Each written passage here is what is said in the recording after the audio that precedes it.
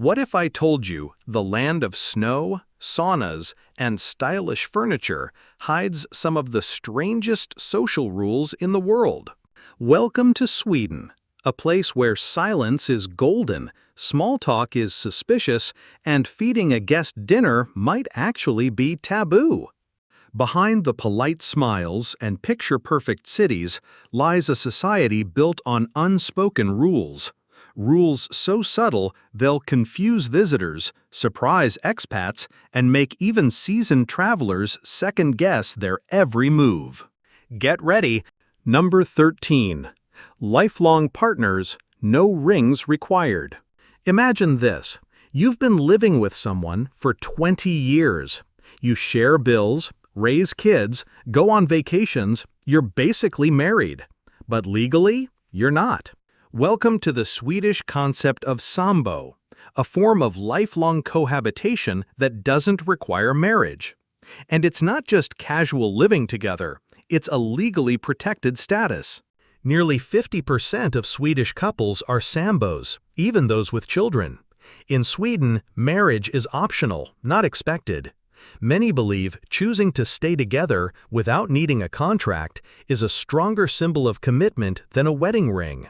Swedish law even includes a Sambo Act that outlines rights for things like shared property, custody, inheritance, and healthcare access. Live together for 6 months with kids, you're a legal family. And here's the twist: no messy divorce. If you separate, you can simply become a Sambo with someone else. It's a system built on flexibility, mutual respect, and freedom of choice, not tradition. Number 12. Nudity isn't shocking. It's normal. In Sweden, being naked isn't taboo. It's just Tuesday. From lakeside saunas to urban nude beaches, public nudity is widely accepted and often encouraged. But it's not about being provocative. It's about body neutrality and freedom. Whether it's Ågesta Nude Beach near Stockholm or open-air saunas in forest parks, you'll find Swedes of all ages, yes, including entire families, relaxing without a shred of embarrassment. According to a 2022 Svenska Dagbladet survey, nearly 48% of Swedes have participated in some form of public body-positive activity, be it skinny dipping, sunbathing, or even outdoor yoga. In this culture, the body isn't sexualized by default. It's simply human. Children are taught from an early age to understand body privacy and boundaries through education, not shame. That might explain why UNICEF ranks Sweden as one of the top countries for children's emotional well-being. So don't be surprised if you stumble upon a sauna full of naked strangers chatting like it's nothing. In Sweden, it really is. Number 11. Kids aren't bossed around, they're respected. In Sweden, children aren't treated as miniature adults or passive rule followers. They're seen as people, with emotions, boundaries, and a right to be heard. Here, it's perfectly normal for a child to say no to food, to refuse a hug, or to object to something that makes them uncomfortable. It's not rudeness, it's part of teaching them how to set boundaries and trust their instincts. Swedish law backs this mindset completely. In fact, Chapter 5, Article 11 of their child protection laws guarantees every child the right to express their views in matters that affect them. And since 1979, Sweden became the first country in the world to ban all forms of physical punishment, including spanking, setting a global precedent. But this isn't a free-for-all. Children aren't given unchecked power. Instead, the role of parents is redefined, not as commanders, but as emotional partners. Parents are encouraged to discuss, explain, and involve kids in decision-making, rather than bark orders or use fear-based discipline.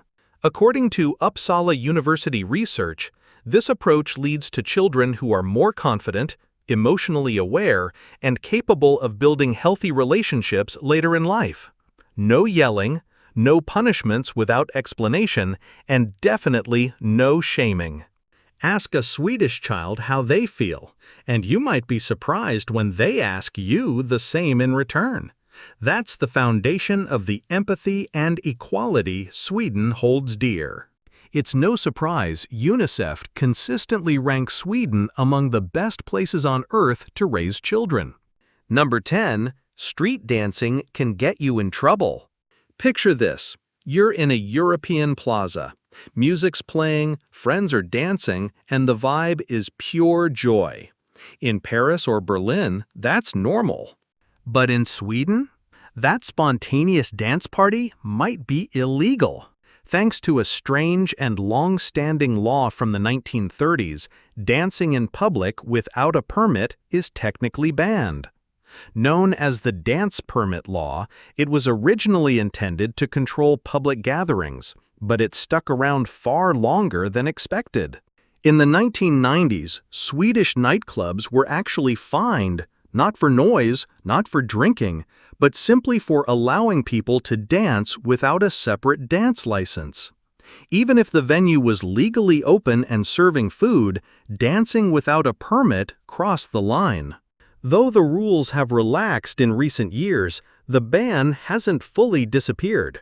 As of 2023, public dancing still requires approval in many cities, especially in open spaces like parks, plazas, or docks.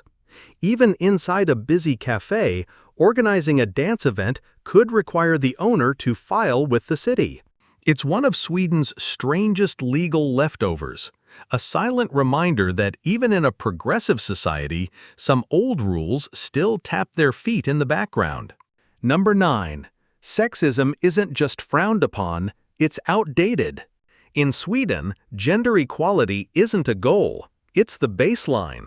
Ranked #5 globally and #1 in Europe for gender parity by the 2023 World Economic Forum, Sweden leads the way with over 43% of leadership roles held by women. Female CEOs, engineers, and political leaders aren't groundbreaking, they're expected.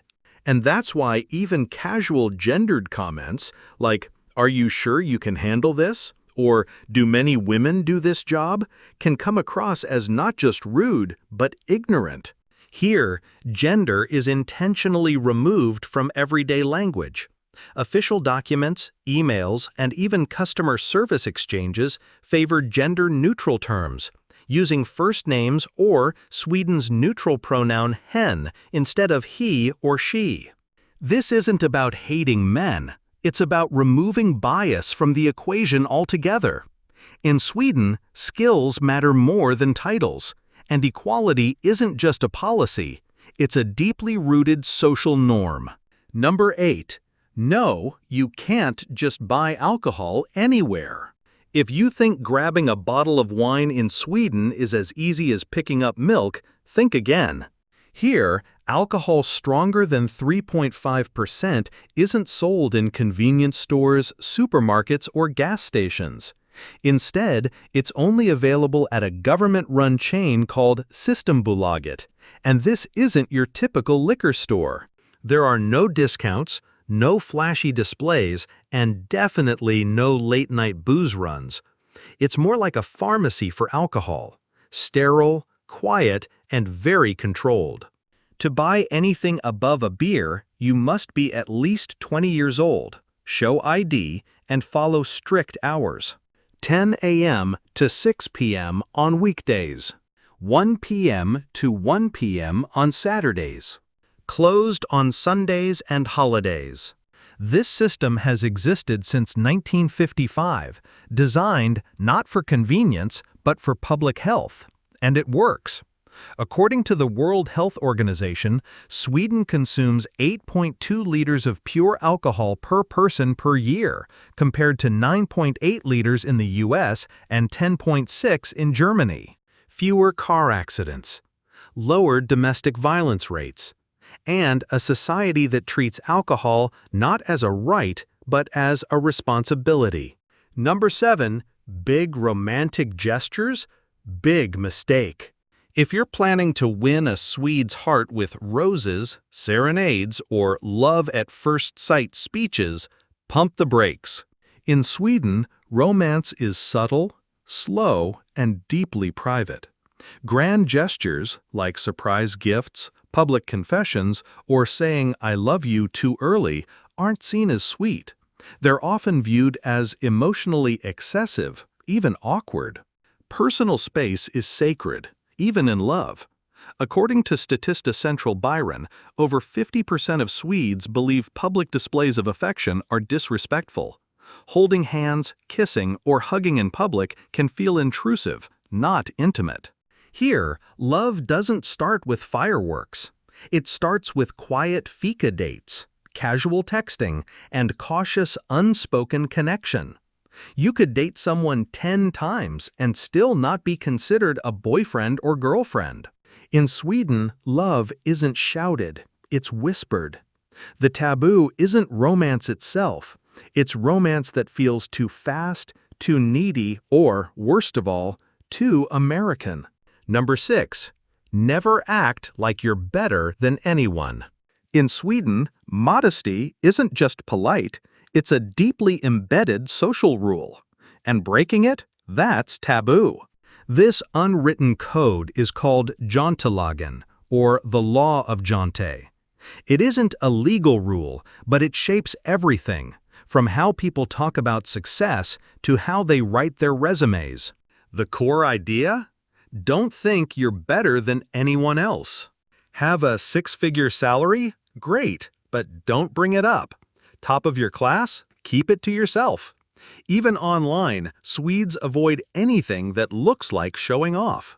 A 2022 Stockholm University survey found that over 78% of Swedes find public self-praise annoying, and a study by the Swedish Institute for Future Studies revealed that many international students feel held back, afraid that confidence will be mistaken for arrogance. It's the complete opposite of countries like the US or UK, where self-promotion is part of success. In Sweden, the more humble you are, the more respected you'll be. So if you want to fit in, speak softly, act modestly, and let your actions speak louder than your words. Number 5. Working late? That's a red flag. In most countries, staying late at the office signals commitment. In Sweden, it raises eyebrows. While the official work week is 40 hours, many Swedish companies, especially in the public sector, adhere to 37.5 hours per week, or even less. Some employers in Gothenburg have experimented with 6-hour workdays, and the results? Higher productivity, less stress, and happier employees. Here, leaving work on time isn't lazy, it's smart. According to Eurostat, 95% of Swedes clock out by 5 p.m. And if you consistently work overtime, you won't earn admiration, you'll get strange looks. People might wonder, do you lack time management? Are you overcompensating? Lagom, the Swedish philosophy of just the right amount, applies to work too. Because here, success isn't measured in hours, it's measured in balance. Number 4. Places you shouldn't visit in Sweden. Sweden may have the image of a perfect Nordic utopia, but not all of it is postcard perfect. Across major cities like Stockholm, Gothenburg, and Malmö, there are zones known as utsatta områden, vulnerable areas officially flagged by Swedish police where crime is high and law enforcement presence is limited. As of 2024, nearly 60 such zones exist. These aren't just rough neighborhoods, they're places where organized gangs exert control, surveillance cameras monitor movement, and even police hesitate to intervene after dark. Neighborhoods like Rinkeby in Stockholm, Rosengård in Malmö, and Biskopsgården in Gothenburg are frequently cited in national security reports. In some areas, local residents manage access points, install private barricades, and operate like communities within a state. So what happened in a country once hailed for peace and equality? Security analysts point to a mix of open immigration policies, failed integration efforts, and economic segregation, leading to social rifts. The result? Parallel societies where native Swedes avoid and second-generation immigrants feel abandoned. It's a complex, sensitive issue, but one that shatters the illusion that all of Sweden is a safe, seamless paradise. Number 3. Never expect a dinner invite. Imagine visiting a friend's home, and when dinner time comes, they go off to eat and leave you sitting in the other room. No invite, no snack, not even a sorry. Sounds cold? In Sweden, this is perfectly normal. This strange custom first made waves on social media, sparking global outrage. But in Swedish culture, not inviting guests to dinner, especially unplanned, is about respecting independence and boundaries, not being rude. The belief is simple. If I feed you, you may feel obligated. That's seen as unfair. True respect means not creating pressure or emotional debt. Food historian Richard Tellstrom traces this back to the 1960s and 70s, when meals were expensive and tightly portioned. Kids visiting other homes during dinner were told to wait or go home to eat. Today, this rule has softened, especially in cities and younger households. But in more traditional or rural communities, the dinner table is still considered family-only space, a quiet boundary few dare to cross. Number 2. Baby names need government approval. Think naming your baby is a personal decision? In Sweden, it's a legal process. Under the Names Act of 1982, parents must submit their chosen baby names for official approval. If the name is deemed inappropriate, offensive, or just too strange, it gets rejected. No name, no birth certificate. And it's happened. Names like Metallica, IKEA, BurfXCC, XXM, NPCC, LLM, NPRX, CLM, NK, SQLB 11116, and even Allah have all been denied for being confusing, commercial, or potentially disrespectful. Why the control? Because in Sweden, a name is part of a dignified social identity. A flashy or controversial name can disrupt the balance of equality and social harmony, two values Swedes take seriously from birth. It may sound strict, but it's rooted in the belief that every child deserves to grow up with a name that commands equal respect in society. Number 1. The sacred rule: always cue properly. The most important rule in Swedish culture: wait your turn, quietly. In Sweden, lining up is sacred.